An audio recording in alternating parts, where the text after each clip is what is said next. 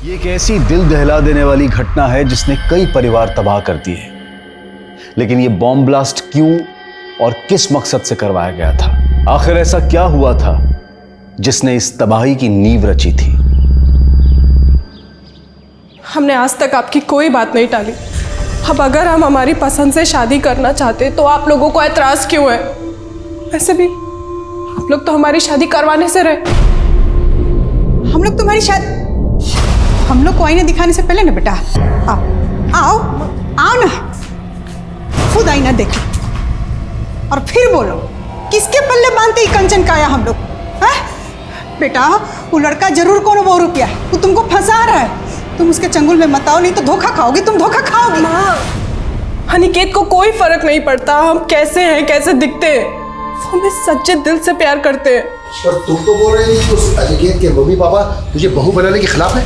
भाई शादी के बाद तुझे छोड़ के भाग गया तो भाग गया तो और का? उसके बाद पेट फुला के घूमती रहेगी, अपने नसीब को रोती रहेगी। कैसी बातें कर रहे हैं आप लोग? अनिकेत वैसे नहीं है जैसा आप सोच रहे हैं। का अनिकेत तो ऐसा नहीं है जैसा हम लोग सोच रहे हैं। तुम्हारा दिमाग खराब हो गया है। तुम नौकरी पेशा लड़की हो और लड़का का नजर तुम्हारी तनख्वाह पर है। अनिकेत हमसे ज्यादा कमाते हैं। उन्होंने तो हमसे ये भी कहा है कि शादी के बाद हम अपनी जॉब भी छोड़ सकते हैं। नौकरी छोड़ देगा? रुको, क्या बोली? नौकरी छोड़ दोगी? हाँ, तुम नौकरी छोड़ दोगी तो घर में रुपया पैसा कहाँ से आएगा? अरे एक बार भी हम लोग के बारे में नहीं सोच रही है कि हम लोग का क्या होगा और कह रही है कि नौकरी छोड़ देगी। बताइए। तो फिक्र इस बात की नहीं है कि आपकी बेटी की शादी नहीं हो पा रही, बल्कि फिक्र इस बात की है कि हम विदा होकर चले जाएंगे तो आप लोग हमारी कमाई से हाथ धो बैठेंगे, है ना? अरे फिर शुरू हो गया आप लोग। क्यों दीदी को परेशान कर रहे हैं? दीदी आप इनका टेंशन मतलब काम पे जाओ, हम समझाते हैं इनको। आप जाओ आप जाओ। क्या समझाएगा रे?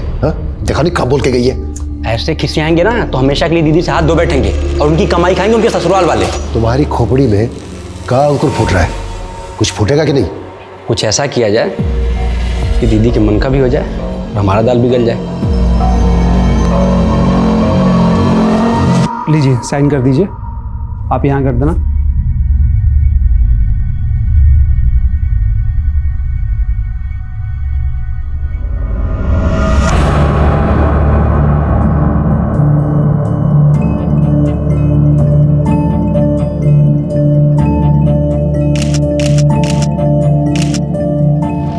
सारा सामान ले लिया?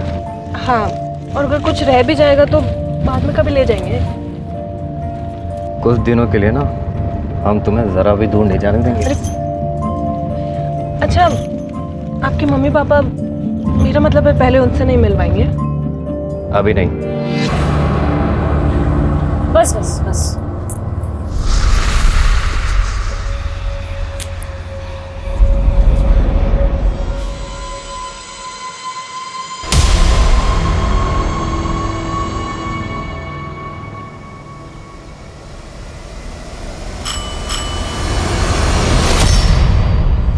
जी जी क्या? अरे हमारा घर है, आप कौन है? ये आपका घर? हाँ, अरे हमारे पति का घर है, अपने पति के घर आए। आप हटिए ना, आप क्या बोले जा रहे हैं आप? अरे आप पहले बैग निकलिए छोड़िए यहाँ हमारा। से। क्यों निकलेंगे? अरे हमारे पति का घर है। ऐसे कैसे घुस रही हैं आप किसी के भी घर में? एक मिनट, ये हमारे पति के साथ आपकी फोटो कैसे? सर, ये हमारी बेटी यशोधरा और दामाद अनिकेत की फोटो है। एक हफ्ता पहले उनकी शादी हुई थी और शादी के बाद से दोनों गायब हैं। गायब हो गए? साहब हमें लगा कि शादी के बाद वो दोनों हनीमून पे गए होंगे और जल्दी लौट आएंगे, लेकिन सर शादी के बाद से दोनों का नंबर बंद है। हम लोग उनके घर पे भी गए लेकिन वहाँ ताला बंद था। हमने लोगों से पूछताछ भी की लेकिन कुछ नहीं पता चला। तो आपने उनके घर वालों से पूछा? उसके घर में कोई तो और रहता होगा। उसके माता पिता हैं, लेकिन हमारी कभी बात नहीं हुई उनसे। दरअसल यशोधरा दीदी अनिकेत जी से प्यार करती थी और वो यहाँ अकेले ही रहते थे। उनका कहना था कि उनके माँ बाप इस रिश्ते के खिलाफ थे। अनिकेत जिस मकान में किराए पर रहता था वहाँ का एड्रेस दीजिए और आप बेफिक्र रहिए, हम पता लगाते हैं। ठीक है सर। अरे कल बहुत मजे किए भाई, हमने आना चाहिए था यार। अरे और मुकुल भाई,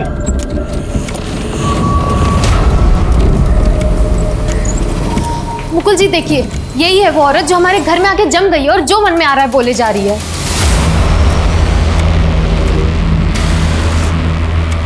अब इसको बोलिए निकले हमारे घर से। सुनीता, ये ठीक बोल रही है। ये रेणुका है, हमारी पहली पत्नी। पर मुकुल जी, आपने तो बताया था आपकी पहली पत्नी का देहांत। सुनीता, हमने तुमसे कुछ भी झूठ नहीं बोला था। पर मुकुल जी ऐसे ही सुनीता, हम तुम्हें सब कुछ समझाएंगे। तुम बस 5 मिनट अंदर चली जाओ, मुझे इनसे कुछ बात करनी है। रेणुका, कुछ साल पहले तुम बिना बताए हमें अचानक छोड़ के चले गई और आज अचानक वापस आ गई। थी कहाँ तुम? हम किसी मुसीबत में फंस गए थे मुकुल। मुसीबत? कैसी मुसीबत, हमें बताओ। वो हम तुमको नहीं बता सकते। अरे क्यों नहीं बता सकते? तुम जानती हो हम कितने परेशान थे। तुम्हारे जाने के बाद कितना ढूंढा तुम। हमें तो लगा तुमको लगा कि हम मर चुके हैं, इसलिए तुमने उससे शादी कर ली। अरे तो क्या करते? तुम बोलो, क्या करते हम?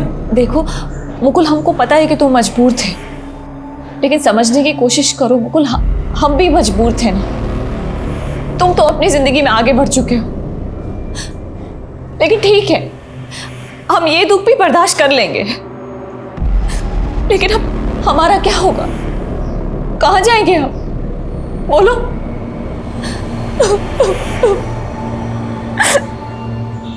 अब क्या तुम भी हमें अपने घर से बाहर निकाल दोगे? नहीं रेणुका, कैसी बातें कर रही हो रेणुका? तुम परेशान मत हो। ये घर आज भी तुम्हारा उतना ही है जितना पहले था। चलो अंदर, चलो।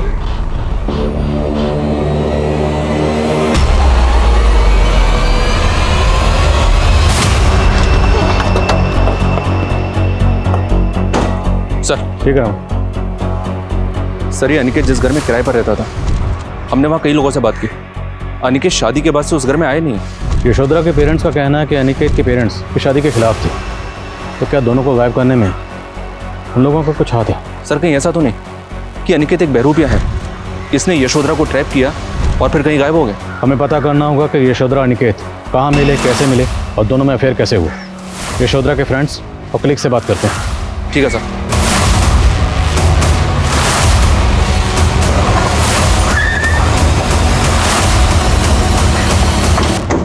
क्या सर, यशोधरा और अनिकेत इन दोनों ने शादी कर ली थी? यशोधरा ने अपनी शादी के बारे में आपको नहीं बताया? नहीं सर, वो तो बोल रही थी कि उसके पेरेंट्स शादी के खिलाफ थे।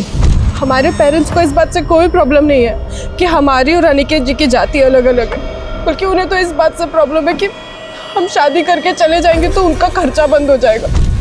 सब उसके घर में उसके फादर और उसके भाई दोनों कुछ कमाते नहीं थे। वो बेचारी 18 साल की उम्र से काम कर रही थी, लेकिन उन लोग को उसकी कुछ पड़ी नहीं थी। उसके घर वाले तो कह रहे थे कि उन्होंने खुद अपनी मर्जी से उसकी शादी अनिकेत से करवाई थी। अच्छा, यशोधरा अनिकेत को कितने अरसे से जानती थी? आई थिंक कुछ 3-4 महीने पहले वो लोग सोशल मीडिया से कांटेक्ट में आए थे। सो हम अनिकेत को पर्सनली नहीं जानते हैं और ना हम ये जानते हैं कि वो कैसा लड़का था, पर यशोधरा वो उसको जेन्युइनली बहुत प्यार करती थी।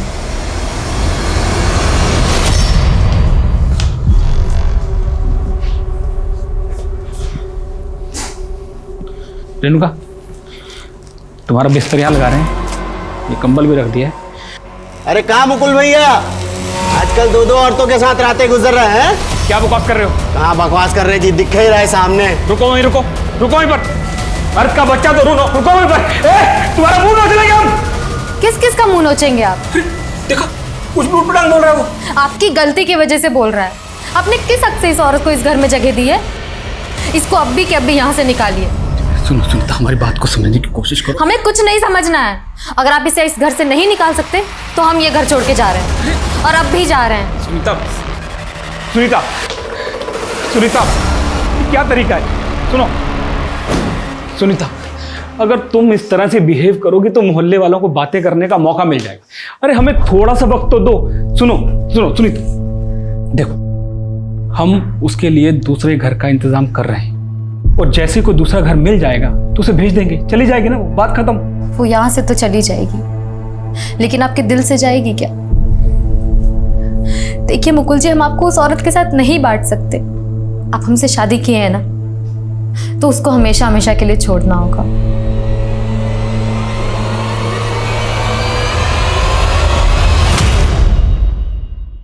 सर, मैंने यशोधरा और अनिकेत के सोशल मीडिया अकाउंट चेक किए। दोनों ने अपने अकाउंट 16 फरवरी को 3 बजे डीएक्टिवेट किए थे। 16 फरवरी? और इसी दिन दोनों के फ़ोन भी बंद हुए थे। और 16 फरवरी को दोनों की कोर्ट मैरिज हुई। कोर्ट मैरिज के तुरंत बाद दोनों गायब हो गए। तो अनिकेत ने यशोधरा को गायब किया है या दोनों किसी जुर्म का शिकार हुआ है? ये केस हर लिहाज से अटपटा नजर आ रहा है। एक तरफ यशोधरा का परिवार बोल रहा था कि अनिकेत का परिवार यशोधरा और अनिकेत की शादी के खिलाफ था, लेकिन सच ये भी था कि यशोधरा का परिवार भी इस शादी के खिलाफ था। तो फिर वो इस शादी के लिए राजी क्यों हुए थे? अनिकेत और यशोधरा का गायब होना क्या ऑनर किलिंग से जुड़ा था, या फिर यशोधरा अनिकेत के छलावे का शिकार हुई थी, या फिर यशोधरा और अनिकेत ने अपनी मर्जी से गायब होकर अपने परिवार वालों से नाता तोड़ लिया था? आखिर एक नवविवाहित जोड़ा अचानक गायब कहां हो गया था? पुलिस अनिकेत के परिवार से जुड़ी कोई जानकारी नहीं जुटा पा रही थी, और वहीं शक के आधार पर यशोधरा के परिवार से जुड़ी हर जानकारी वो जुटा रहे थे। साहब, यशोधरा देखने में सुंदर नहीं थी, लेकिन दिल की बहुत अच्छी थी।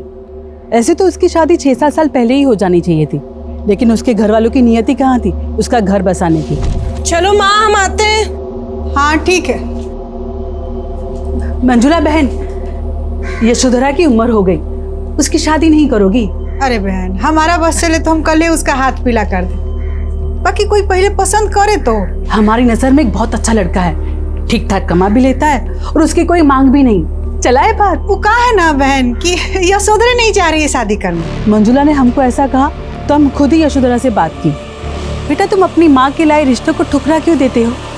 देख बेटा, सपनों से घर नहीं बसते, समय रहते शादी कर ले, वरना आगे कोई लड़का नहीं मिलेगा। बेटा ठीक, कैसी बातें कर रहे हो आप? पैसा तो कुछ भी नहीं है। किसने कहा आपसे? पता नहीं उसके बाद यशोधरा के घर पे क्या बवाल मच गया। उसका लफंगा भाई हमें धमकी देने आ गया। दीदी के मन में हमारे लिए जहर मत भरो, नहीं तो ठीक नहीं होगा। बेटी की कमाई के लालच में जब अपनी ही लड़की का घर बसने न दे तो सोचो साहब कितने लोग होंगे वो।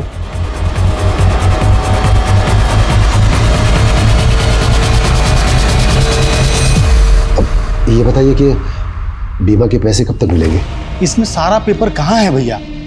देखिए, आपके प्रमाण पत्र से पहले यशोधरा का मृत्यु प्रमाण पत्र चाहिए हमको। हम बोले थे ना आपसे कि आपके कहने से कि यशोधरा मर गई है, यह प्रमाणित नहीं होता। लेकिन साहब, अब कुछ तो कीजिए साहब। देखिए, हम कुछ नहीं कर सकते। ये लीजिए।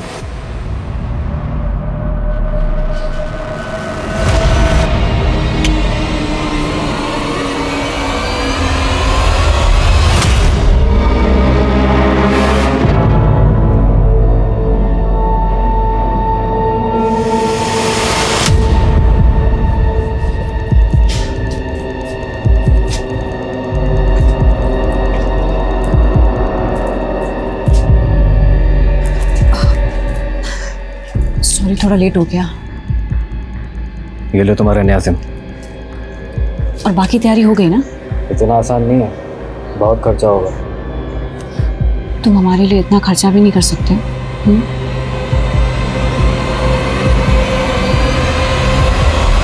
हम मानते हैं, हम बदनसीब अपनी बेटी की कमाई खा रहे थे, लेकिन हमने भी तो उसके पालने पोसने में अपना खून पसीना एक कर दिया था। अब अगर वो अपना फर्ज निभा रही थी तो इसमें गलत क्या था साहब? फर्ज जब मजबूरी बन जाए तो निभाना भारी हो जाता। जैसे अपनी बेटी की शादी करना आप लोगों के लिए भारी पड़ने वाला था, क्योंकि अगर उसकी शादी हो जाती तो घर में कमाने वाला कोई न बचता। सर, ये आपको किसने बताया कि हमारे घर में कोई नहीं कमाता? वो छोड़, और ये बता, बिना कमाए अपनी गर्लफ्रेंड को सोने की चेन गिफ्ट करता है? और क्या बोल रहा था अपनी गर्लफ्रेंड को कि वो चेन यशोधरा की है? अभी तू ये बता कि यशोधरा को कहाँ गायब किया तूने? सर, हम लोग को नहीं पता कि यशोधरा कहाँ। हम लालची जरूर, लेकिन अपनी बेटी को मार नहीं सकते। बेटी को मार नहीं सकते तो उसकी LIC के पैसे हासिल करने की इतनी जल्दबाजी क्यों मचा रहे थे? हाथ में ढेला नहीं, यशोधरा मिल नहीं रही, ऐसे में हम क्या करते? कुछ तो जुगाड़ करने की सोचते ना। ऐसा जुगाड़ किया कि अपनी बेटी के साथ साथ अनिकेत को भी गायब कर दिया। आप गलत समझ रहे, हमने ऐसा कुछ नहीं किया है साहब। अच्छा, आप लोग तो अपनी बेटी की शादी करना नहीं चाहते थे, फिर अचानक ये हृदय परिवर्तन कैसे हो गया?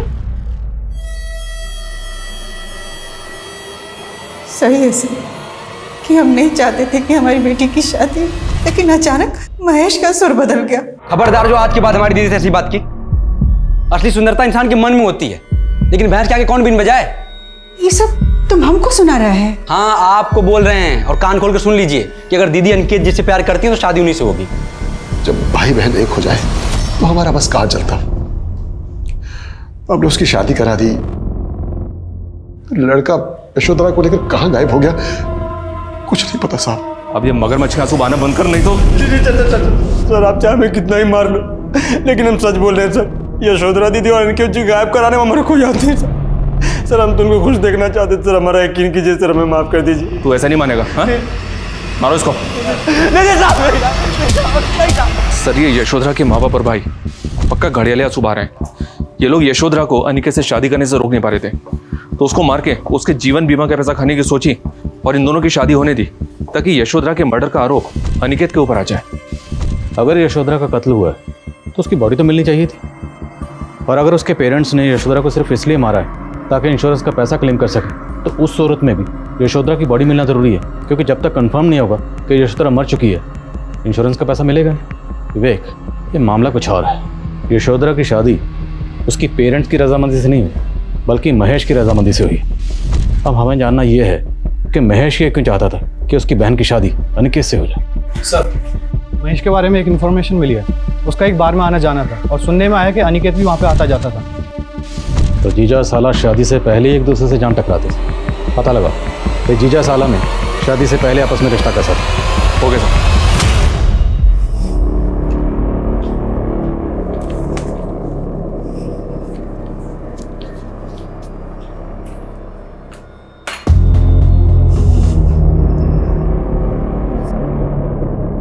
सुनीता, टॉवल देना।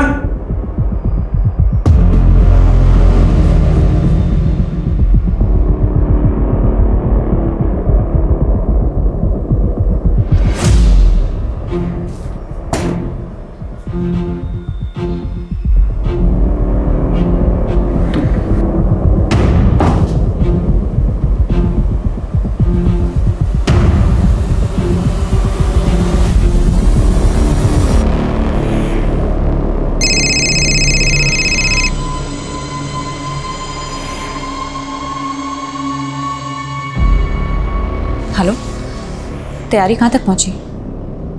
मसाले का इंतजाम हुआ कि नहीं?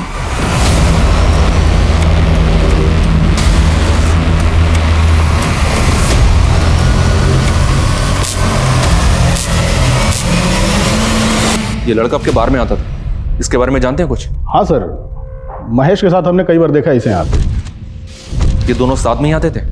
नहीं सर, दोनों यहाँ अलग आते थे। दोनों में 36 आंकड़ा। साला तो तू बनेगा हमारा, समझा? बे साला तेरा फिर दोनों एक दोस्त हो गए। पता नहीं दोनों के बीच क्या समझौता हुआ। हमने बस इतना देखा कि इस लड़के ने महेश को पैसे दिए थे।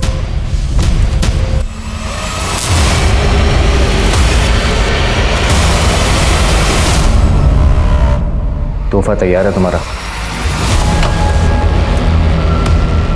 सुनीता, ये लो डाइवोर्स पेपर्स, अच्छे से पढ़ लो।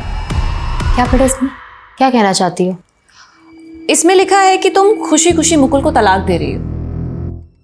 ये लो, साइन कर दो। तुम्हारा दिमाग खराब है? हम साइन करेंगे इस पे? तुम ना सपने में जी रही हो। सुनीता, तुम ना हमें जानती नहीं हो अभी ठीक से। मुकुल हमारे इशारे पर नाचता है, समझी? और अगर फिर भी तुम अपने पति के साथ रहना चाहती हो तो रहो, कोई बात नहीं। बस हमें 5 लाख रुपए दे। 5 लाख? हाँ, 5 लाख। अगर हमने अपना जादू मुकुल पर चला दिया ना, तो लात मारकर तुम्हें इस घर से बाहर निकाल देगा, समझी? इसलिए हमें 5 लाख रुपए दे दो, फिर मुकुल तुम्हारा। हम बिना कुछ किए चुपचाप यहां से चले जाएंगे।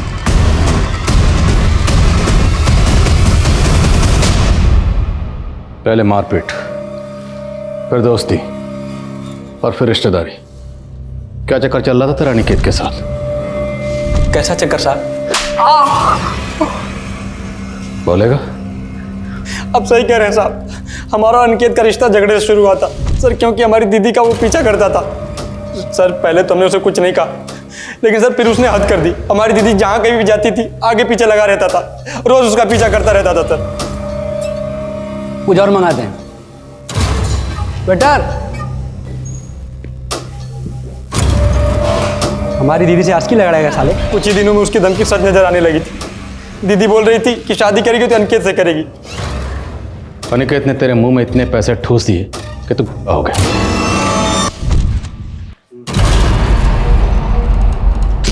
अबे तुझे मरने का शौक चढ़ा है क्या? ये फिर सामने आ गया, चल निकल। हम तुमसे झगड़ा नहीं सुलह करने आए हैं। साइड में चल के बात करें। देख, हम तुम्हारी बहन से सच्चा प्यार करते हैं और वो भी हमसे सच्चा प्यार करती है, ठीक है?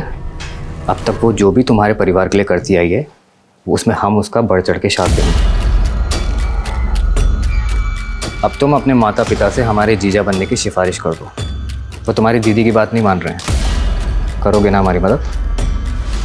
चंद पैसों के लिए अपनी बहन को आग में झोंक दिया। शादी नहीं, सौदा किया उसका, बेच दिया उसे। नहीं साहब, कैसी बात कर रहे हैं आप? हम भाई हैं उसके। अनिकेत हमें पैसे देता था, लेकिन हमें लगा वो उसका ख्याल रखेगा, हमें अच्छा लगा वो। अच्छा तो लगेगा ही। पैसे देने वाले तुम जैसे लालची लोगों को अच्छा तो लगते ही। अभी भी ये पूरा सच नहीं बोला, सच बोलो आज से। नहीं सर, हम सब सच बता दें। ऐसे कैसे बैठे हुए?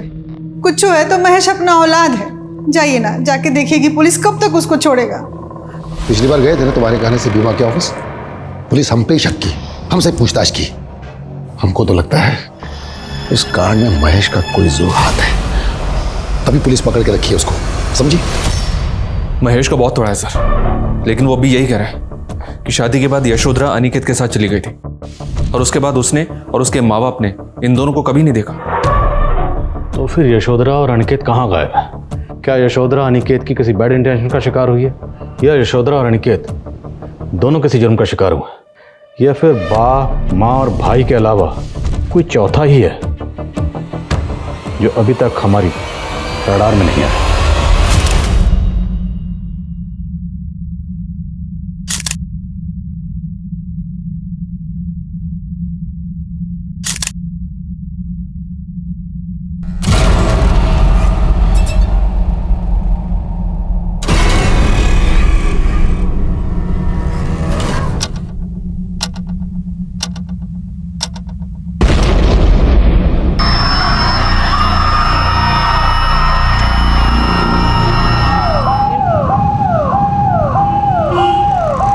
सर, हमारी इन्फॉर्मेशन के मुताबिक इस ब्लास्ट में RDX का इस्तेमाल हुआ है। सर, ज़रूर इस ब्लास्ट में कोई एंटी सोशल ग्रुप इन्वॉल्व है। Anti social group. 3 महीने पहले ना हमें इन्फॉर्मेशन मिली थी कि सुमेर नगर के बॉर्डर के रास्ते RDX की खेप भेजी गई थी, जो हमारा अंदाजा है कि Mangal Singh anti social group के लिए भेजी गई थी। लेकिन एक बात समझ में नहीं आ रही है, ये anti social group public places को टारगेट करता है और ये ब्लास्ट फैमिली फंक्शन में हुआ था। ब्लास्ट का मकसद कुछ और भी हो सकता है। पता लगाओ कि इस एंटी सोशल ग्रुप का विक्टिम फैमिली से कोई कनेक्शन था। सर, ये जितेंद्र सिंह है, इसी ने वो फंक्शन ऑर्गेनाइज किया था जिसमें ब्लास्ट हुआ। शायद कुछ सस्पिशियस मिले जिससे ब्लास्ट के मकसद को कोई लीड मिले। सर, अभी तक की इंफॉर्मेशन के मुताबिक इस जंगल के एरिया से मंगल सिंह अपने गैंग को ऑपरेट करता था, लेकिन अभी उसकी करंट लोकेशन क्या है ये अपने इन्फॉर्मर्स को भेज के पता लगा। सर, मैंने यशोधरा और अनिकेत के सोशल मीडिया अकाउंट को अच्छे से चेक किया। दोनों की चैट हिस्ट्री को देखकर ये लगता है कि दोनों में नॉर्मल चैट होती थी, मतलब लव कपल टाइप। तो इन दोनों के जितने फॉलोअर्स हैं उनमें कोई सस्पिशियस मिला आपको? सर, यशोधरा के सोशल मीडिया अकाउंट में तो ऐसा कुछ नहीं मिला, लेकिन अनिकेत के अकाउंट में सुधा नाम की लेडी का एक अकाउंट मिला जो लगातार उसे फ्रेंड रिक्वेस्ट भेज रही थी। तो उसमें सस्पिशियस क्या लगा? ये देखिए सर, सस्पिशियस ये है कि सुधा अपने मैसेजेस में अनिकेत को मनीष के नाम से एड्रेस कर रही थी। अरे मनीष, कहाँ हो आजकल? तुम हमसे बात क्यों नहीं करते? इस सुधा की डिटेल्स निकलो, पता तो चले कि अनिकेत को मनीष क्यों लिख रही है। सर, जितेंद्र की फैमिली का किसी एंटी सोशल ग्रुप से तो कोई कनेक्शन नहीं मिला है, लेकिन सर जितेंद्र के कॉल रिकॉर्ड्स में एक सस्पिशियस नंबर मिला है जो मुकुल देव के नाम से रजिस्टर्ड है। सर, ब्लास्ट से 1 महीना पहले तक इस मुकुल देव के साथ जितेंद्र की लगातार काफ़ी बात हो रही थी, लेकिन सर फिर अचानक से बातें होना बंद हो गई और ब्लास्ट से कुछ दिन पहले इस मुकुल देव का नंबर भी स्विच ऑफ हो गया, जो अभी तक स्विच ऑफ है। इस मुकुल देव की एक एक इन्फॉर्मेशन निकालो और पता लगाओ ये रहता कहाँ पर है। सर,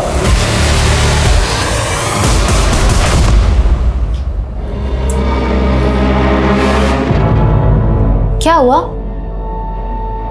बड़े परेशान लग रहे हैं। नहीं कुछ नहीं, बस वो हमें पता है आप रेणुका को कॉल लगा रहे थे, पर अब वो कभी लौट के नहीं आई। क्या कहना चाहती हो तुम? साफ साफ बोलो।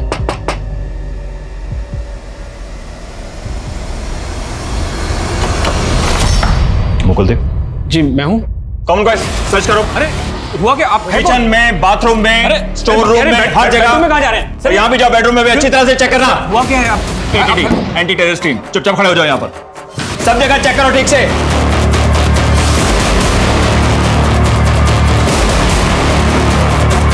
सर हम बता रहे हैं आपको कोई गलत फहमी हुई है बिना वजह यहाँ पर। सर पूरा घर अच्छे से चेक किया, कुछ नहीं है। सर कुछ होगा तभी मिलेगा ना, ऐसा कुछ है ही नहीं सर। तू जितेंद्र को जानता ना, जिसके घर अभी कुछ ही दिन पहले ब्लास्ट हुआ था? जितेंद्र?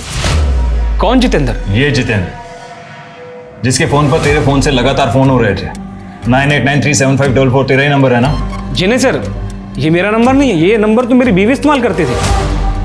नहीं सर, ये वो नहीं है, उनका नाम रेणुका है, वो मेरी पहली बीवी है। कुछ साल पहले अचानक मुझे छोड़कर चली गई थी, अभी पिछले महीने ही वापस आई है यहाँ रहने के लिए। रेणुका, कुछ साल पहले तुम बिना बताए हमें अचानक छोड़ के चली गई और आज अचानक वापस आ गई। थी कहाँ तुम? हम किसी मुसीबत में फंस गए थे मुकुल। सर रेणुका इतने सालों तक कहाँ रही? उसने हमें कभी कुछ बताया ही नहीं, बस ये बोलती रही कि वो कुछ वक्त तक यहाँ रहेगी फिर चली जाएगी। रेणुका अब कहाँ है? पता नहीं सर, वो तो कल रात से घर भी नहीं लौटी है। सर हमें तो डर लग रहा है। सर वो बहुत गिरी हुई औरत है सर, उसने हमको धमकी दी थी कि अगर हम उसको 5 लाख रुपए ना दें तो वो मुकुल जी को हमसे छीन लेगी। सुनीता क्या बकवास कर रही हो तुम? हमने आपको नहीं बताया क्योंकि आप थे उसके पीछे। सर हमने अपने गहने बेच के मुकुल जी के लिए हमने उसको 5 लाख रुपए दिए।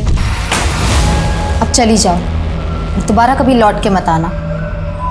बिल्कुल नहीं आएंगे, बस तुम हमारे मुकुल का ख्याल रखना। सर हमें तो शुरू से ही उस औरत के इरादे ठीक नहीं लग रहे थे, पर यही उसे नहीं समझ पाए। रेणुका का कोई फोटो है आपके पास?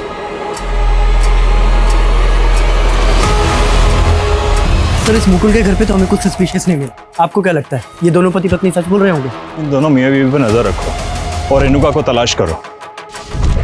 और हाँ, हमें ये नहीं भूलना चाहिए कि इस ब्लास्ट के अंदर आरडीएस का इस्तेमाल हुआ है और आरडीएस का इंतजाम करना किसी नॉर्मल आदमी के बस की बात नहीं है, ये कोई बड़ा गेम है। और एक काम करो, ये सुनीता, मुकुल और रेणुका, इन तीनों को कोई एंटी सोशल ग्रुप से कोई कनेक्शन तो नहीं है, चेक करो। ओके?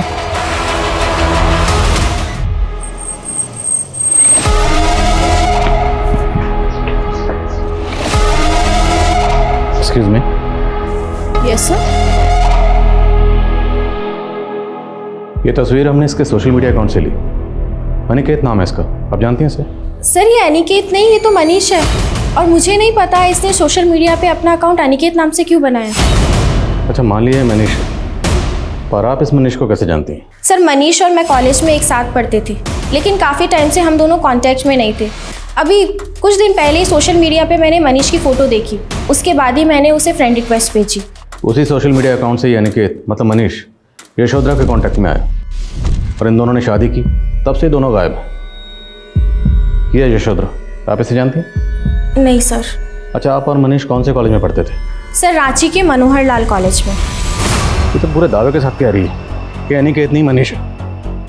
रांची के मनोहर लाल कॉलेज से पता करो, पता तो चले ये अनिकेत है या मनीष। और ये सुधा कहीं कोई कहानी तो नहीं बना रही? Okay sir. मुकुल का फोन नंबर रेणुका इस्तेमाल कर रही थी। रेणुका उस नंबर से लगातार जितेंद्र को फोन कर रही थी और वो साथ में मनीष को भी फोन कर रही थी। लेकिन जब से बम ब्लास्ट हुआ, इस मनीष का नंबर और रेणुका का नंबर स्विच ऑफ आ रहा है। तुम्हारे पास इस मनीष के बारे में कोई डिटेल है? हाँ सर, ये सर मनीष कस्बा गांव का रहने वाला है सर। और एक सरप्राइजिंग बात यह है कि दर्शनबाग पुलिस को भी इसकी तलाश है। और इस मनीष का एक अनिकेत नाम से सोशल मीडिया अकाउंट है, जिसके जरिए ये एक यशोधरा नाम की लड़की से कांटेक्ट में आया, जिससे इसने शादी की। और सर करीब 6 महीने पहले ये मनीष और यशोधरा दोनों गायब हो गए सर। तभी से दर्शनबाग पुलिस इस मनीष उर्फ अनिकेत और यशोधरा की तलाश में जुटी है सर। तो हम दर्शनबाग पुलिस से मिलते हैं सर, इसके बारे में पता लगाते हैं। चलो।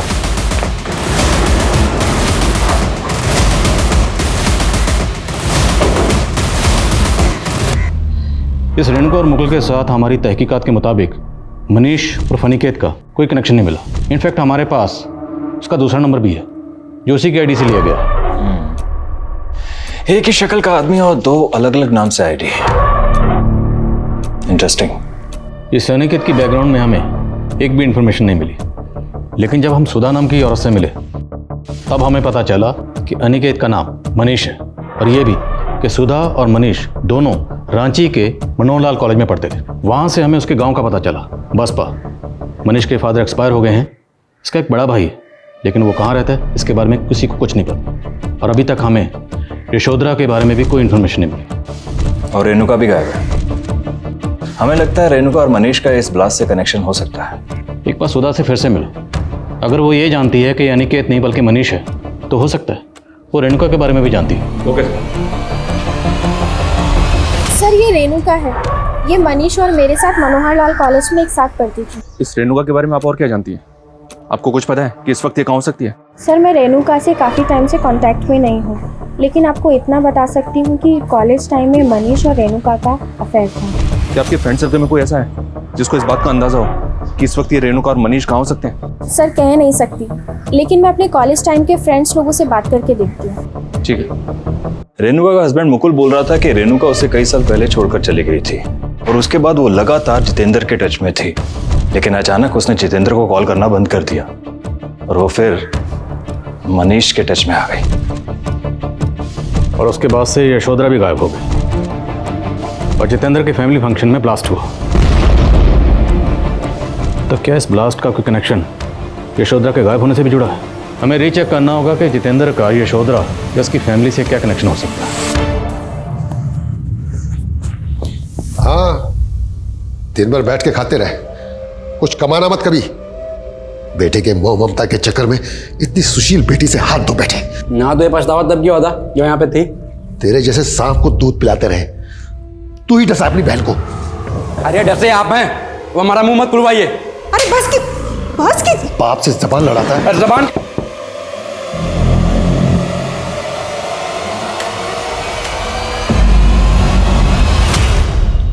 इसका नाम जितेंद्र है, आप लोग जानते हैं इसे? नहीं साहब, हम किसी जितेंद्र को नहीं जानते हैं। लेकिन ये लड़का साहब, यशोधरा के बारे में कुछ पता चला? अब तो 6 महीने गुजर गए। लेकिन ऐसा लग नहीं रहा है कि आप लोगों को इंतजार है उसका। क्या कह रहे हैं सर? हम लोग ऐसे लोग दिखाई दे रहे हैं क्या आपको? खुद हमारी बेटी को खोज नहीं पा रहे और बार बार आके हम लोग को अपमानित करते रहते।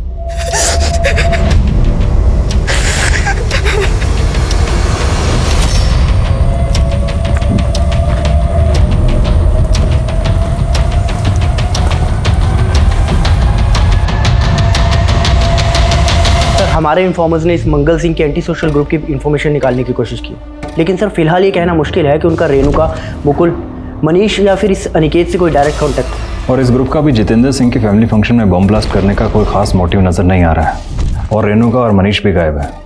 कोई लीड मिली तुम्हें? सर एक इन्फॉर्मेशन है, मुकुल जब घर से बाहर गया था तो उनके एक पड़ोसी महेंद्र ने रेणुका को रांची की बस में बैठते हुए देखा था।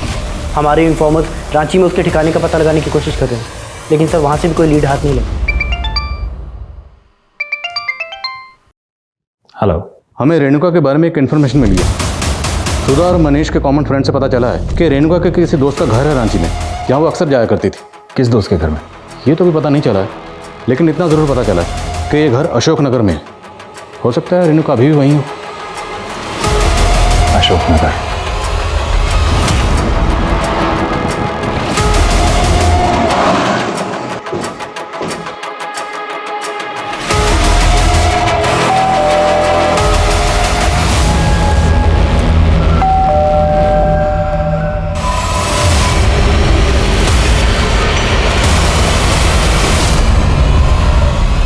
भाग रही है।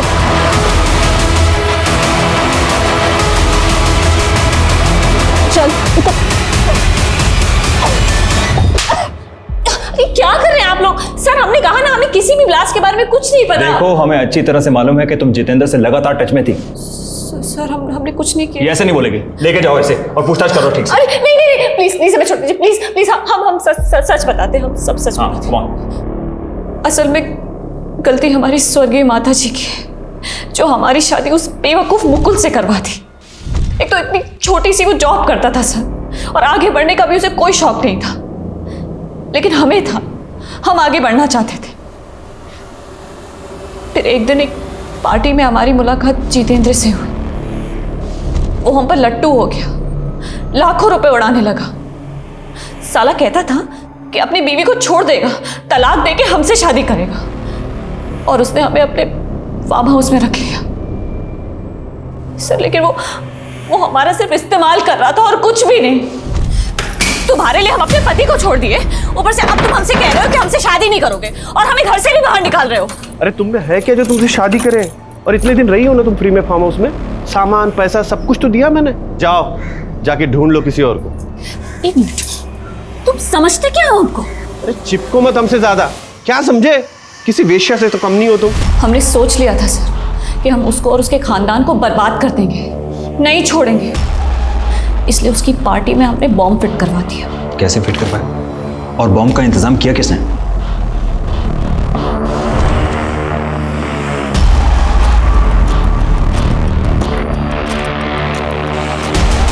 तोहफा तैयार है तुम्हारा? तैयार है तो पहुंचा दो उसके घर। और हाँ, ध्यान रहे पार्टी में किसी को शक ना हो।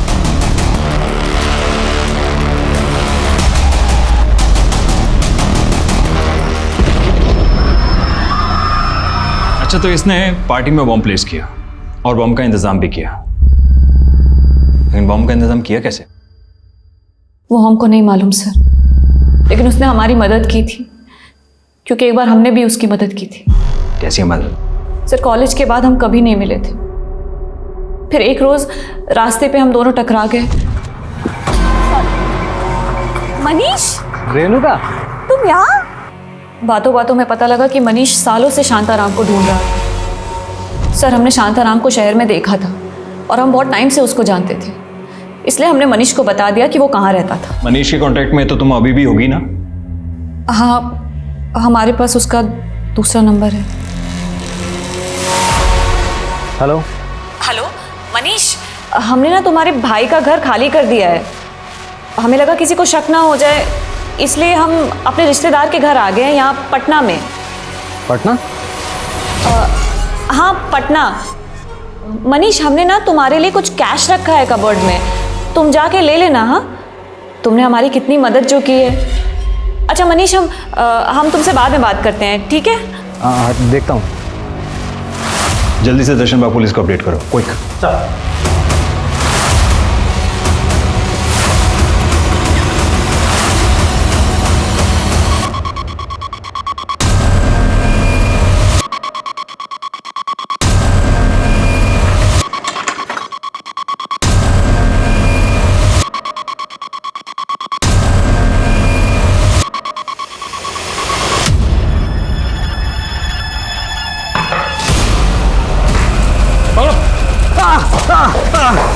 चंदन,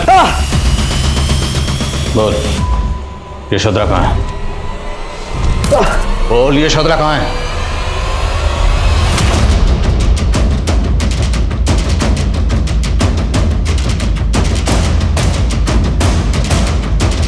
अबे पुलिस आई रे!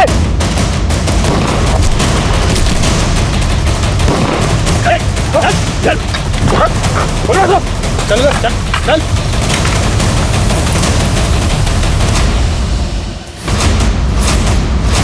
फिर उसको अपने प्यार के जाल में फंसाया और शादी करने के लिए उसके भाई को पैसों का झांसा दिया, और फिर यशोधरा के साथ शादी करके उसे हम वहीं ले गए जहाँ हमने और हमारे भाई ने बचपन गुजारा अपना। अरे क्या हुआ है, यहाँ क्यों रुके? चल। कहाँ लेके जा? चल बाहर। कहाँ लेके जा रही हूँ? जानी क्या जी? रस्सी लेके आ, चल चल। ऐसी जगह है ये वही जगह है जहाँ हम दोनों भाइयों ने आधी जिंदगी गुजार दी। आजा। और इन्हीं बागियों के जरिए तुमने रेणुका के लिए बॉम्ब का इंतजाम किया। अब बोल, क्या बिगाड़ा था शांताराम ने तेरा जब तूने उसकी बेटी को गायब किया? यशोधरा का खानदान हमारे माँ, बाप और भाई तीनों का दोषी है। यशोधरा का दादा गांव का सरपंच था और उसने हमारी जमीन हड़पने के लिए फिर हम वसपा गांव गए। वहाँ जैसे तैसे तो झोपड़े में अपना वक्त गुजारा।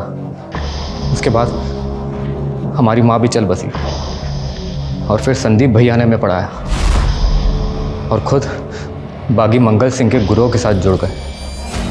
बोल, हमारा सरदार मंगल सिंह कहाँ छुपा है? हमको नहीं पता, वो जंगल में कहीं भीतर रहता है। तेरा भीतर से बाहर निकला।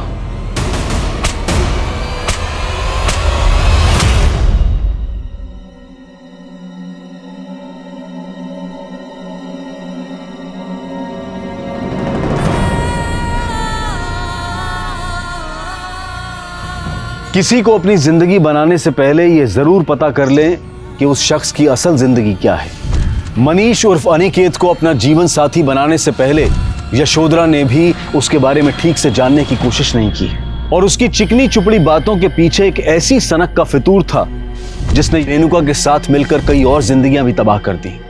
ऐसे लोगों से हमेशा सतर्क रहने की कोशिश करें कि जिनकी मुस्कान भी दोहरी होती है और जिनके चरित्र भी दोहरे होते हैं। देखते हैं हमारे आज के एपिसोड की दूसरी कहानी। मनुष्य एक सामाजिक प्राणी है और उसकी जिम्मेदारी है समाज को बेहतर बनाने की, लेकिन आज के मनुष्य ने अपने स्वार्थ और लालच को समाज की दुर्गति है। आजकल के बच्चों को ना इंग्लिश स्कूल में पढ़ाने का एक ही नुकसान है, हिंदी में बहुत ही कच्चे होते हैं। और बेटा तुम तो पत्रकार की बेटी हो, फिर भी तुम्हारी हिंदी इतनी खराब। माँ, मैं ना आपके और पापा की तरह कोई जर्नलिस्ट नहीं हूँ, और वैसे भी मुझे ना इंग्लिश रिपोर्टर बनना है। अच्छा, देखना क्या टॉप की रिपोर्टर बनूंगी मैं। प्राइम टाइम पे मेरा शो आएगा। हाँ हाँ, बन जाना टॉप की रिपोर्टर, लेकिन तेरी हिंदी भी मैं सुधार के रहूंगी।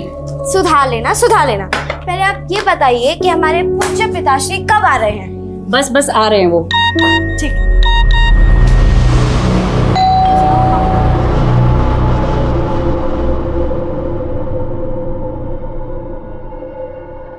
पापा, हो गई पार्टी की तैयारियां? हाँ, थोड़ी सी बाकी है। मेरे बिना दादी, कैसी है आप? मैं ठीक हूँ, तू कैसी है? मैं ठीक हूँ। अभी आप इतने टाइम बाद आई है ना, तो मैं आपको वापस नहीं जाने देने वाली। अब हो गई शिकायत दूर। चल बर्थडे पार्टी मनाते हैं। हाँ? Happy birthday to you. Happy birthday dear Kajan. Happy birthday.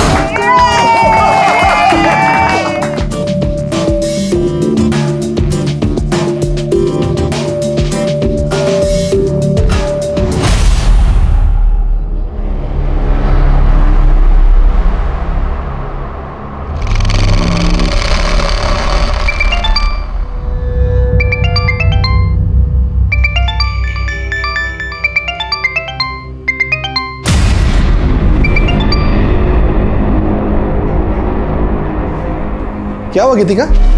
किसका कॉल था गीतिका? किसी का नहीं, ये टेली कॉलर्स भी ना कॉल कर करके परेशान करते रहते हैं बस।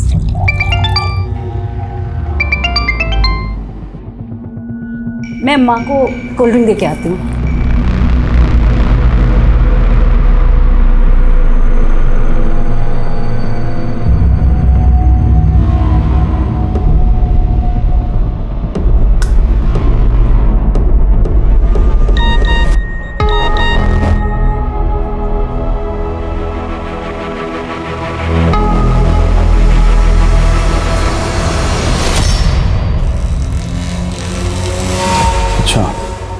तो ये बात, ये छुपा रही हो तुम मुझसे?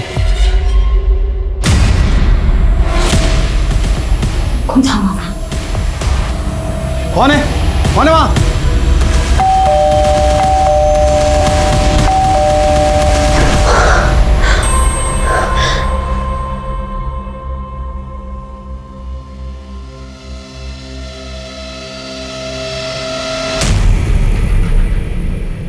ले पहन ले, 10 मिनट के अंदर तैयार हो जा। और हाँ, हाथ मुंह धो धा के अपने आप को ठीक कर ले।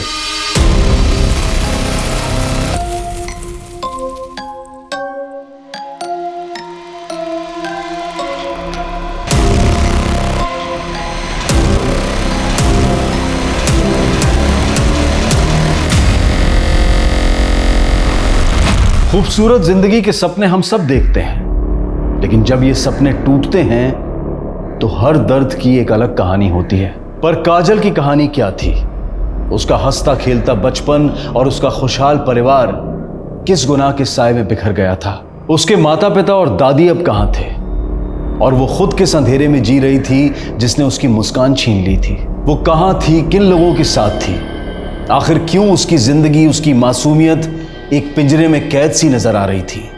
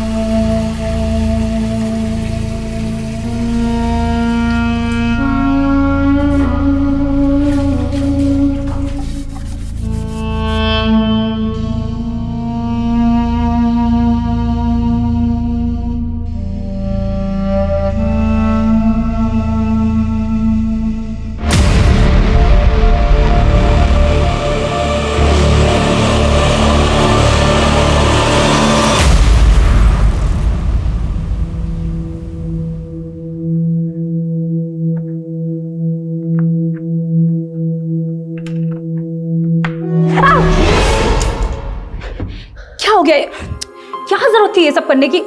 कितना खून निकल रहा है। माँ चल उधर चल, कुछ नहीं हुआ माँ, तू चुप रह। ऐसा ही कटे, कुछ नहीं हुआ। ये छोटा सा कट है, हाँ ज्यादा लग जाती तो।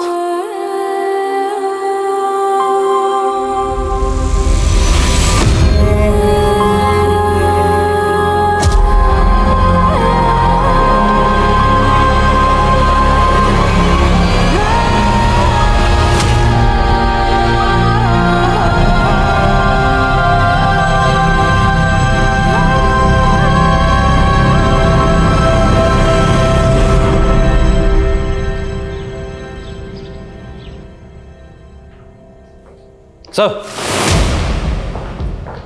सर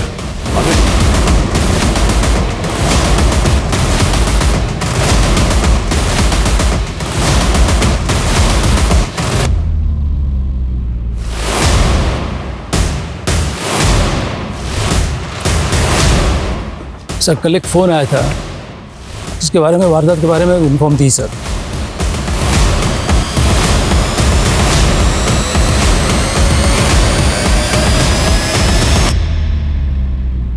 सुनीता, जी सर। इन लेडीज को हॉस्पिटल लेके जाओ, इनका मेडिकल चेकअप कराओ। जी सर।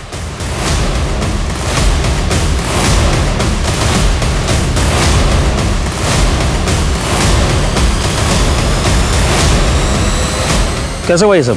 कौन थे वो लोग?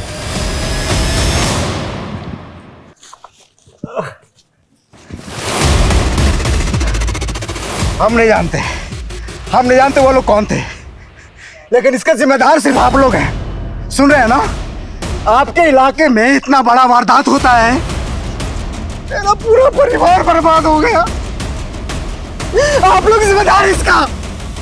देखिए, उस परिवार का गुस्सा जायज है, और ये लॉ एंड ऑर्डर की जिम्मेदारी किसकी है? आपकी है ना? और कर क्या रहे हैं आप लोग?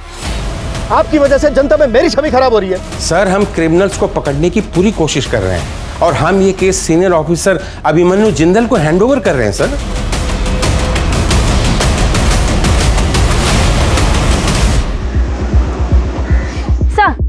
सर देखिए, मैं आप सभी लोगों को इस बात का भरोसा दिलाना चाहता हूं कि अब इस केस में कोई कोताही नहीं बरती जाएगी।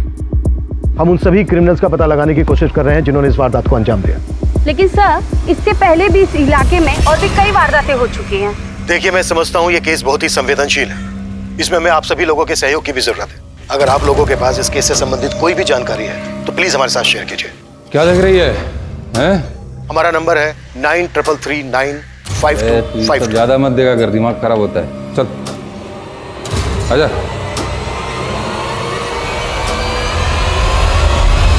सर, जिस तरह की ये वारदात है, पिछले कुछ दिनों में ऐसी कई वारदातें हुई हैं। ऑन रिकॉर्ड इस एरिया में 5 अलग अलग जगहों पर 5 अलग अलग फैमिलीज के साथ रेप और लूटपाट की घटना हुई है। हो सकता है घटनाएं ज़्यादा भी हुई, लेकिन रिपोर्ट सिर्फ 5 हुई हैं। ये भी तो हो सकता है कि ये गिरोह दूसरी जगहों पर भी फैला हो, लेकिन प्रेजेंट में हम इस केस को फॉलो करेंगे। जी सर। सर, ये फैमिली शादी के फंक्शन से घर लौट रही थी जब ये हादसा हुआ। लोकल पुलिस को क्रिमिनल्स का एक टिफिन हाथ लगा जिसमें चिकन था।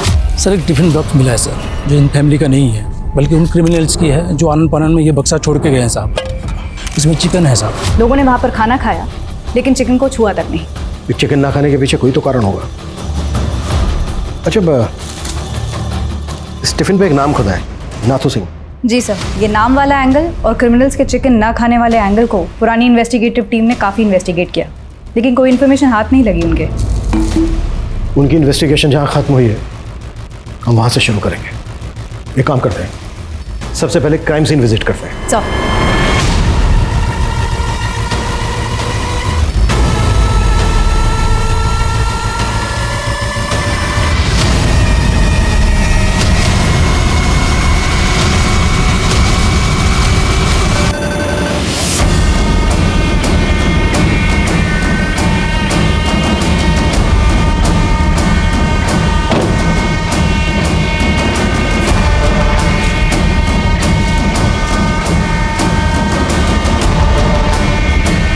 सर, ये जगह बाईपास रोड से लगभग आधा किलोमीटर जंगल के अंदर है। ये जो 5वीं वारदात हुई वो इसी लोकेशन पर है। इस 5वीं वारदात से पहले जो 4 वारदातें हुई थी वो यहाँ से करीब 8 से 10 किलोमीटर की दूरी पर हुई थी, और ये 5 वारदातें इसी बाईपास रोड के आसपास हुई हैं। इस रेडियस में कोई रिहाइश भी नहीं है। राइट सर, रात को इलाका और भी सुनसान हो जाता होगा, जिसका फायदा क्रिमिनल्स ने उठाया।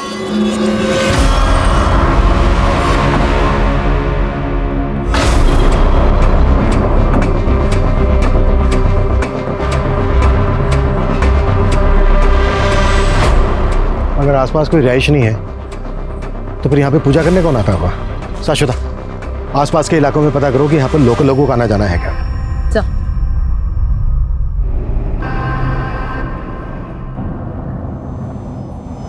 ए, गाड़ी रोको, गाड़ी रोको, वापस लो, रिवर्स लो।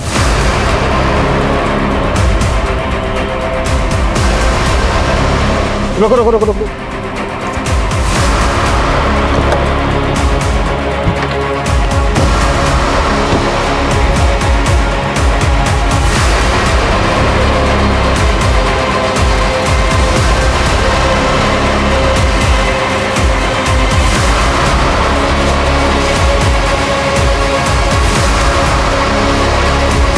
अगर इस कच्चे रास्ते से क्राइम सीन पर जाएं तो क्राइम सीन होगा यहाँ से लगभग 200 से 300 मीटर, और अगर प्रॉपर रोड से जाएं तो क्राइम सीन का डिस्टेंस होगा लगभग 1 किलोमीटर। ये बैरिकेडिंग ऐसी जगह पर है कि यहाँ से क्राइम सीन का शॉर्टकट है। शाश्वता, पता करो कि ये बैरिकेडिंग वारदात होने के पहले से यहाँ पर लगाई जाती थी या वारदात होने के बाद से लगाई जाने लगी, और ये भी पता करो कि यहाँ पर किन पुलिस वालों की ड्यूटी होती है। सर,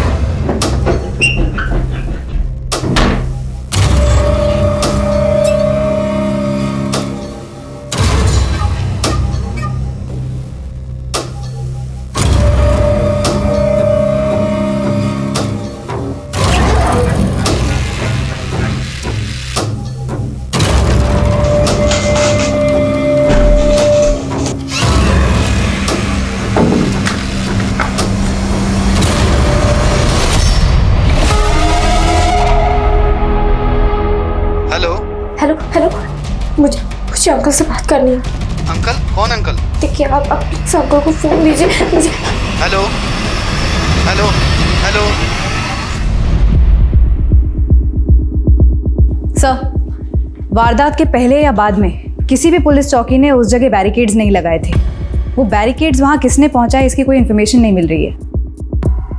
कहीं ऐसा तो नहीं है कि वो बैरिकेड क्रिमिनल्स के द्वारा इस्तेमाल किए गए हों?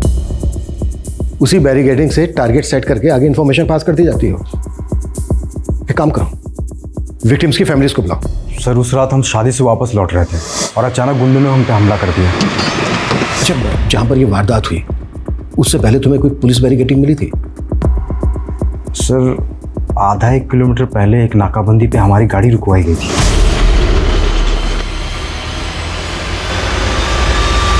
अच्छा, वो जो पुलिस वाला था उसकी शर्ट पे कोई नेम प्लेट लगी थी?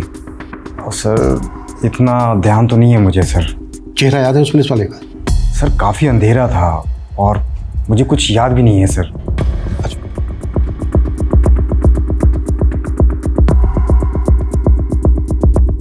सर क्राइम सीन के आसपास के रिहायशी इलाकों में हमने उस पत्थर के बारे में इंफॉर्मेशन निकाली जिस पर सिंदूर लगा हुआ मिला था, लेकिन वहाँ के लोग ऐसी कोई पूजा करते हों इसकी इंफॉर्मेशन नहीं निकली।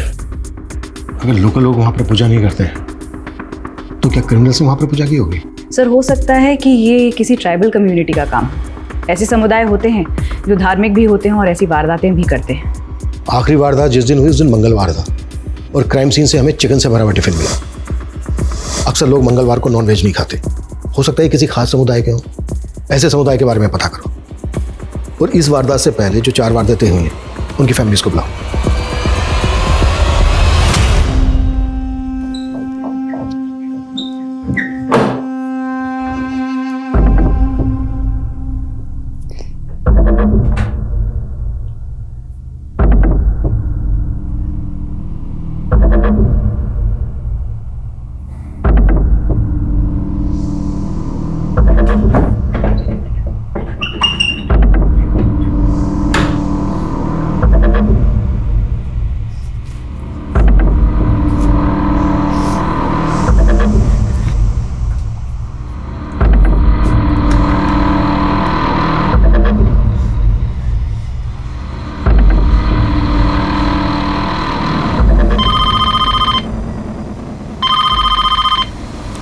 हेलो, मुझे अंकल से बात करनी है। आप मेरी अंकल से बात करवाइए। कौन से अंकल से आपको बात करनी है? ये पुलिस स्टेशन है। वो जो टीवी पर आए थे ना, मुझे उस अंकल से बात करनी है, तो आप इस अंकल से बात करवाइए। कौन से अंकल आए थे टीवी पे? आप बताइए बेटा, क्या बात है, मुझे बताइए। क्या हुआ? सर एक बच्ची का कॉल है, वो कह रही है मुझे उस अंकल से बात करनी है जो टीवी पर आए थे। हेलो हेलो बेटा, मैं वही अंकल हूँ जो न्यूज़ में आए थे टीवी पर। बोलो क्या बात करनी है? अंकल मैं ना यहाँ पर फंस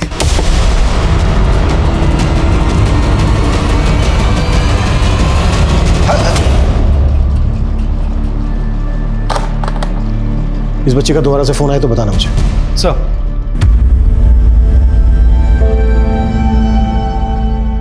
डॉक्टर रंजन, मैं समझ सकता हूँ ये आपके लिए बहुत मुश्किल होगा, पर क्रिमिनल तक पहुंचने के लिए ये हमारे लिए बहुत जरूरी है। 23 मई की रात को जो जो आपके साथ हुआ था, प्लीज वो हमें डिटेल में बताइए। सर उस दिन मेरे नए क्लिनिक का ओपनिंग फंक्शन था और सब कुछ लूट कर ले गए हमसे। सर हमारे पति बिजनेसमैन थे, तो उस दिन हम लोग गोरखपुर से घर जा रहे थे। उन गुंडों ने हमारी कार पे कुछ फेंका जिससे हमारी कार इनबैलेंस हो गई। उन लोगों ने हमारे पति को मार दिया और हमारे साथ। उस घटना के कुछ देर पहले एक चेक पोस्ट पे हमारी गाड़ी के ऊपर चेक हुए थे।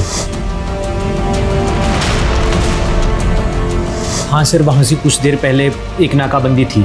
हाँ सर, हमारी गाड़ी की भी चेकिंग हुई थी। इन 5 वारदात में एक चीज कॉमन है, चेक पोस्ट पर विक्टिम्स की गाड़ी को रोके जाना। I am sure in criminals के कुछ साथी फेक पुलिस वाले बनकर टारगेट सेट कर रहे थे, आगे इन्फॉर्मेशन पास कर रहे थे और उनके दूसरे साथी वारदात को अंजाम पहुंचा रहे थे। लेकिन सर किसी भी विक्टिम ने क्रिमिनल का चेहरा नहीं देखा, क्योंकि वारदात के वक्त सबके चेहरों पर गमछे बंधे हुए थे। हाँ, लेकिन जो फेक पुलिस वाले थे उनका चेहरा तो देखा होगा, और हो सकता है विक्टिम्स में से किसी ने क्रिमिनल्स का चेहरा भी देखा हो। विक्टिम्स के साथ दोबारा से बात करो, फेक पुलिस वाले और क्रिमिनल्स, इनके स्केच बनवाओ। सर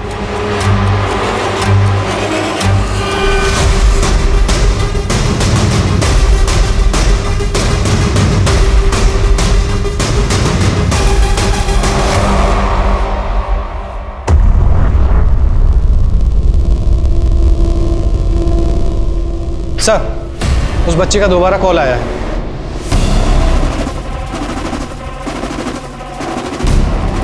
हेलो अंकल मुझे आपकी हेल्प चाहिए, मैं बहुत मुसीबत में हूँ, आप प्लीज़ मेरी हेल्प करिए। हाँ हाँ बेटा, हम जरूर बचा लेंगे। अच्छा ये बताओ तुम किस मुसीबत में हो और इस वक्त हो कहाँ पर?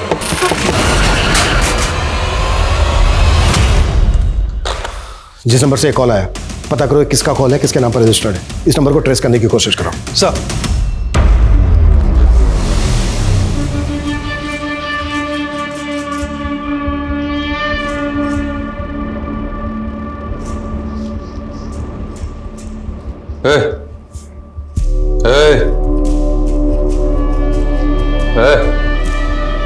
चलो चलना नहीं है। सर कुछ विक्टिम्स की मदद से हमने क्रिमिनल्स के स्केचेस बनवाने की कोशिश की। याददाश्त पर काफ़ी जोर देने के बाद ये 7 स्केचेस बने हैं, लेकिन इनकी हुलियों को देखकर ये कहा नहीं जा सकता कि ये कितने एक्यूरेट हैं। अपना डेटा चेक करवाओ, हो सकता है इनमें से किसी का किसी नामी क्रिमिनल के साथ हुलिया मिलता है। अब तक जो ये 5 वारदातें हुई हैं उनमें से पहली वारदात हुई 30 मई को, दूसरी हुई 5 जून को, तीसरी हुई 11 जून को, चौथी हुई 17 जून को और ये आखिरी हुई 23 जून मंगलवार के दिन। 30 मई को जो हुई थी उस दिन सैटरडे था, 5 जून को जो हुई उस दिन फ्राइडे था, 11 जून को जो हुई उस दिन थर्सडे था, 17 जून को जो हुई उस दिन वेडनेसडे था, 23 जून को जो हुई उस दिन ट्यूसडे था, यानी कि मंगलवार। गौर करने वाली बात यह है कि एक वारदात से दूसरी वारदात के बीच 6 दिन का गैप है, 6 डेज। लेकिन जो ये आखिरी वारदात हुई थी 23 जून को मंगलवार के दिन, तब से लेके अब तक 10 दिन हो गए, कोई वारदात नहीं हुई है। 10 डेज। सर हो सकता है इस केस में हमारे इन्वॉल्वमेंट के बाद वो लोग शांत बैठ गए। लेकिन हम शांत नहीं बैठने वाले हैं जब तक कि हमें कोई लीड ना मिल जाए। ये जो आखिरी वारदात हुई थी 23 जून मंगलवार के दिन, इसके क्राइम सीन से हमें मिला था चिकन से भरा हुआ टिफिन, बैरिकेड और पत्थर पर पूजा करने के निशान। तो इस वारदात से पहले की जो ये 4 वारदात हुई हैं, हो सकता है इनके क्राइम सीन पर भी ऐसा कुछ मिले जो अब तक इन्वेस्टिगेटिव टीम को नजर नहीं आया है। हमें ये चारों क्राइम सीन रिविजिट करने हैं। क्लियर? सर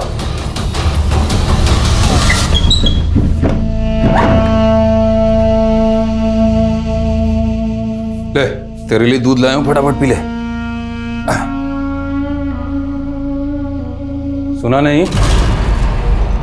दूध लाया हूं, फटाफट पी ले। नहीं मानेगी।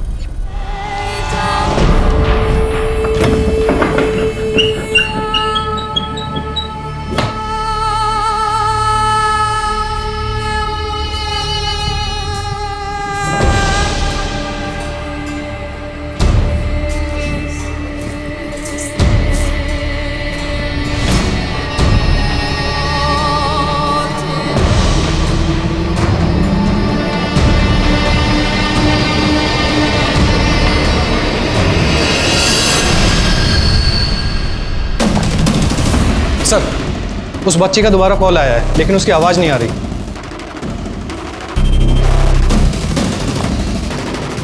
हेलो हेलो हेलो अंकल, मैं काजल, मुझे आपकी हेल्प चाहिए। बेटा मुझे आपकी आवाज़ नहीं आ रही है। Hello uncle, hello. अगर आपको मेरी आवाज़ आ रही है तो मैं ये फ़ोन काट के अपने मोबाइल फ़ोन से आपको वीडियो कॉल करता हूँ।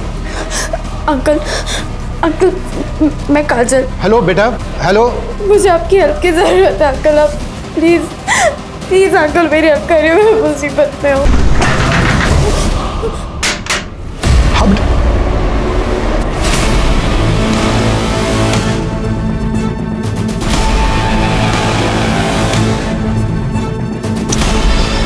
स्विच ऑफ हो गया। बच्ची काफ़ी घबराई हुई लग रही है। ऐसा लग रहा है जैसे किसी मुसीबत में हो, उसको कहीं बंद करके रखा गया हो।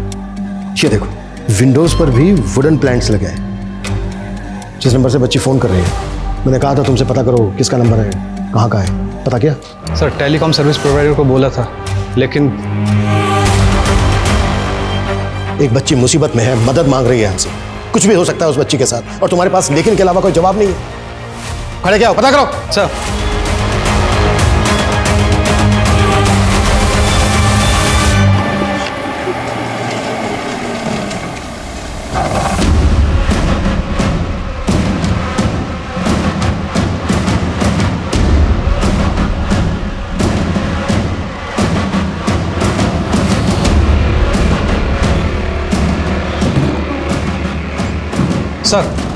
जिस नंबर से वो बच्ची कॉल कर रही थी वह किसी जयदेव वर्मा के नाम से नील कटरा के एड्रेस पर रजिस्टर्ड है और वो नंबर काफ़ी टाइम से भी बंद आ रहा है। और सर ये जयदेव की फ़ोटो।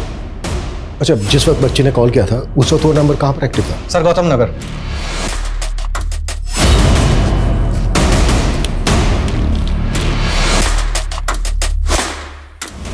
सर मैं आपको ही फ़ोन करने वाली थी। 17 जून को जो चौथी वारदात हुई थी वहाँ एक खून से सनी हुई शर्ट मिली है। हाई पॉसिबिलिटी है कि एक क्रिमिनल की शर्ट हो और क्राइम के बाद चेंज की गई हो। साक्षिता अपनी टीम को बोलो कि पूछताछ जारी रखे। मैंने अभी तुम्हें एक जयदेव वर्मा नाम के आदमी का एड्रेस भेजा है। वो बच्ची हमें जिस नंबर से फ़ोन कर रही थी वो नंबर इस जयदेव वर्मा के नाम पर रजिस्टर्ड है। चेक करो इसे।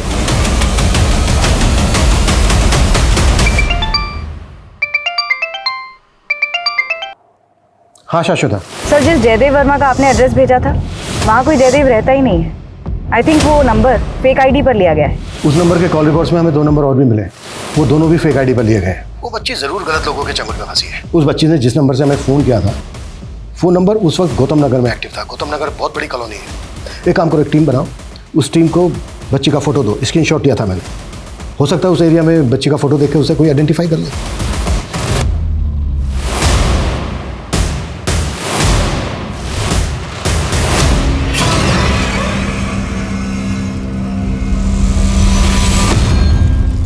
अगर ये शर्ट उन्हीं क्रिमिनल्स में से किसी एक की है तो ये जेके टेलर से हमें उनकी लीड मिल सकती है। सर शांतिनगर पुलिस थाने से उस बच्ची के बारे में पता चल गया जो लगातार हमें फ़ोन करती रहती है।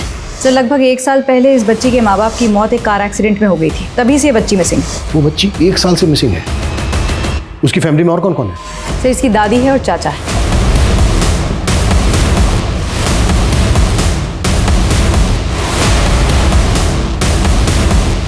मेरी काजल जिंदा कहाँ है वो? आप उसे अपने साथ लेके क्यों नहीं आए? इस वक्त काजल कहाँ है हमें नहीं पता। काजल ने हमारे पुलिस स्टेशन में फ़ोन किया था, उसे हमारी मदद चाहिए थी। हमें ऐसा लगता है कि उसको कहीं कैद करके रखा गया है। कहाँ कैद किया? ये हम पता लगा रहे हैं। आप लोग प्लीज़ ये बताइए कि 1 साल पहले एग्जैक्टली क्या हुआ? काजल उस दिन मेरे बेटे और बहू के साथ ही थी। वो लोग मुझे मिलने यहाँ मेरे घर आने वाले थे। दादी हम बस निकलने ही वाले हैं, लेकिन पहले आप मुझे ये बताइए कि आपने मेरे लिए स्पेशल डिश बनाई है ना? तू बस आ जा, तेरी पसंद की सारी चीज़ें बनाई है। अरे मम्मी आपके लिए कुछ लाना है क्या? नहीं बेटा, तुम लोग जल्दी से आ जाओ बस। मैं शाम तक इंतजार करती रही, फिर खबर मिली कि उनका एक्सीडेंट हो गया है।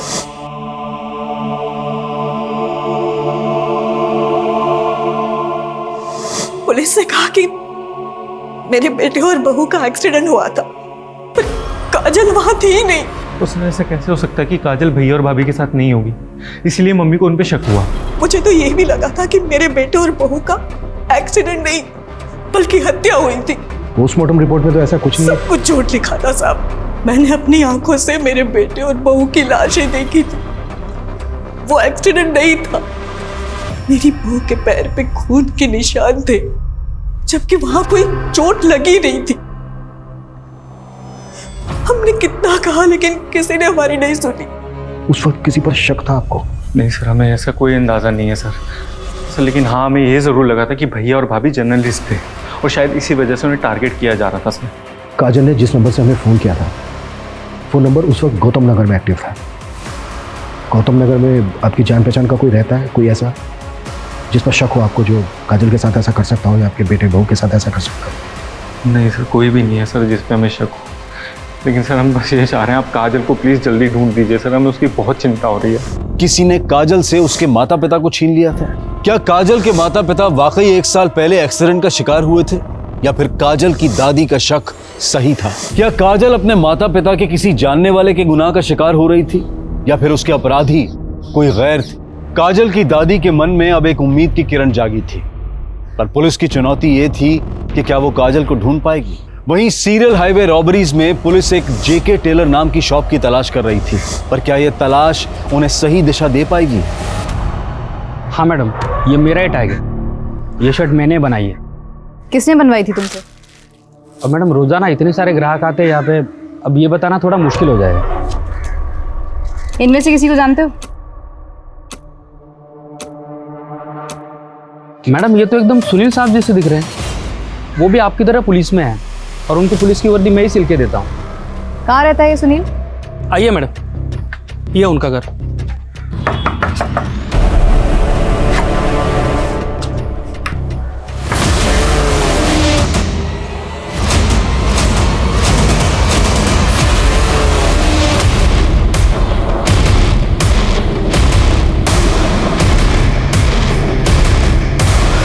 सर मैंने सुनील के रिकॉर्ड्स अच्छे से चेक किए, कहीं भी इन्फॉर्मेशन नहीं मिली कि वो पुलिस वाला है, जबकि अमोल ने सुनील का फोटो आइडेंटिफाई करते हुए कहा है कि ये वही पुलिस वाला है जिसने वारदात वाले दिन बैरिकेडिंग पर उसकी गाड़ी रोकी थी।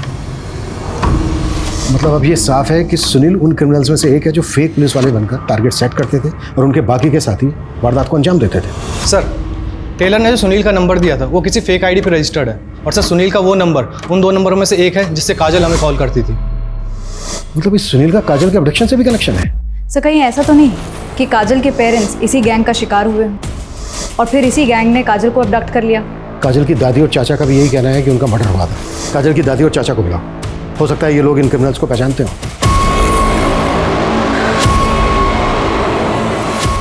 इनमें से तो हम किसी को नहीं जानते, पर ये आदमी का चेहरा कुछ दिखा दिखा लग रहा है। कहाँ देखा था आपने इसको?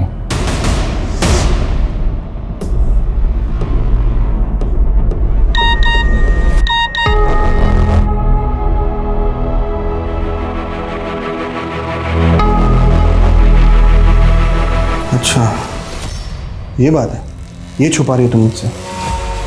तुम्हें धमकी भरे मैसेजेस आ रहे हो, तुमने मुझे बताया था क्यों? हमारे प्रोफेशन में तो ये आम बात है ना, ऐसे कॉल और धमकी आना। लेकिन तुम्हें मुझे तो बताना चाहिए ना एटलीस्ट। रघु मुझे धमकी भरे मैसेज कर रहा है। खुद हाँ। कौन है वहाँ?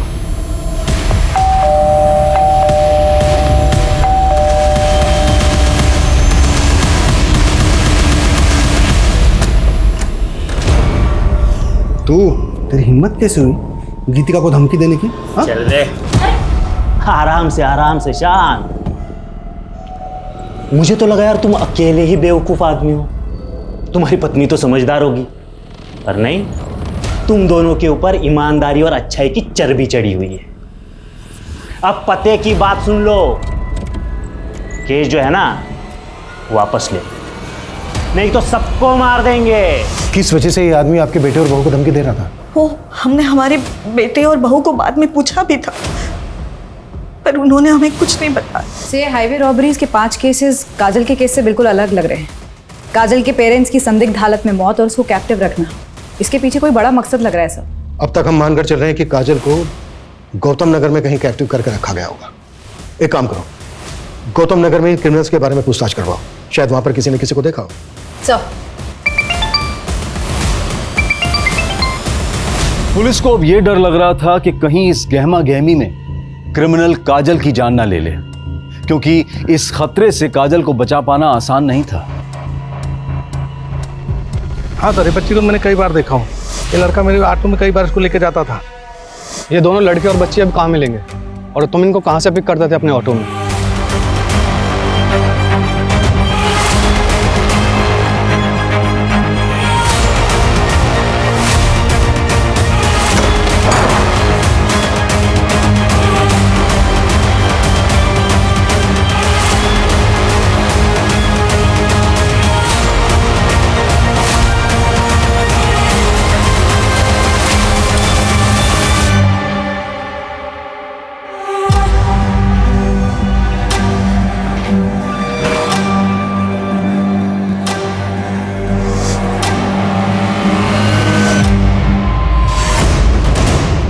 जब काजल के साथ मेरी वीडियो कॉल पे बात हुई थी तो काजल यहीं पे थी, मतलब उसको यहीं कैप्टिव करके रखा गया था। पता करो ये जगह किसकी।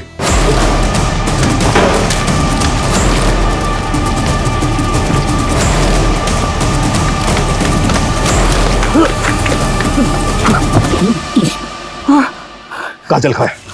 मुझे नहीं मालूम, उसको दिलीप लेके गया था। कौन दिलीप, और कहाँ ले गया था? वो सब मुझे नहीं मालूम। 1 साल पहले काजल का किडनैप तुम ही लोगों ने किया था ना?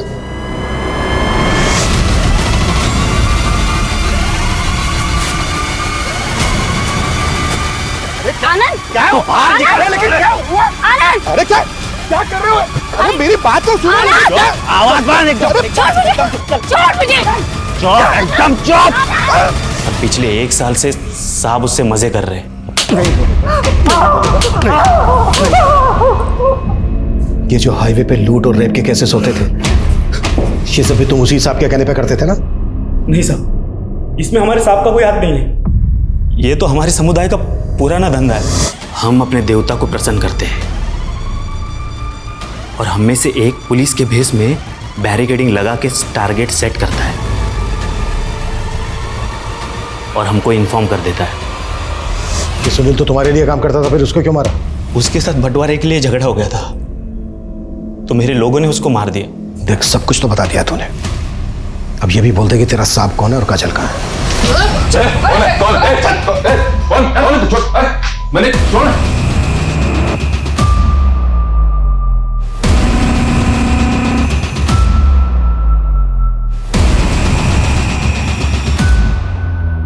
देखो बेटा, डरो मत, तुम्हें डरने की कोई जरूरत नहीं है। अब तुम हमारे पास हो, कुछ नहीं होने देंगे हम तुम्हें।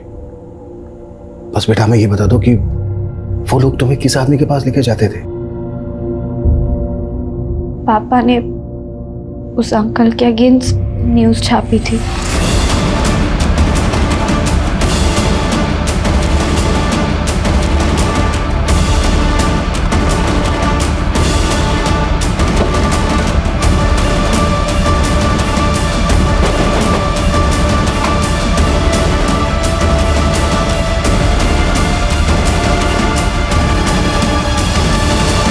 तुम्हें पता भी है किस पे हाथ डालो तुम?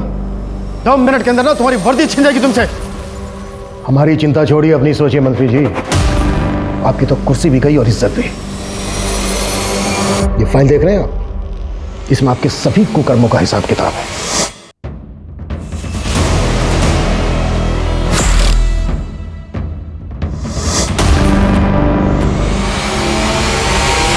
और आपके कुछ वीडियो भी हैं हमारे पास जो इस बात का सबूत है कि आप लड़कियों को बंदी बना के रखते थे और समय समय पर उनका रेप भी करते थे। चले ससुराल। काजल के माता पिता द्वारा जुटाए गए सबूतों और काजल के बयान के आधार पर पुलिस ने पशुपति के खिलाफ चार्जशीट फाइल की। वहीं रघु और दिलीप के बाद पुलिस ने निम्बट समुदाय के बाकी क्रिमिनल्स को गिरफ्तार कर लिया जो कि एक लंबे समय से हाईवे रॉबरीज में इन्वॉल्व थे।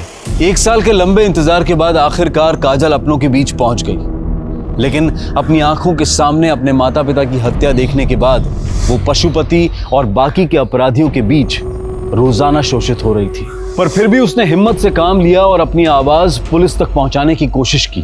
काजल अपने दर्द से कभी नहीं उबर सकती, लेकिन फिर भी वो रिपोर्टर बनकर अपने स्वर्गीय माता पिता का सपना पूरा करना चाहती है। हम उम्मीद करते हैं कि काजल के सपने जरूर पूरे हों। अब मैं अनूप सोनी आपसे विदा लेता हूं। फिर मुलाकात होगी क्राइम पेट्रोल सतर्क में एक और नए केस के साथ।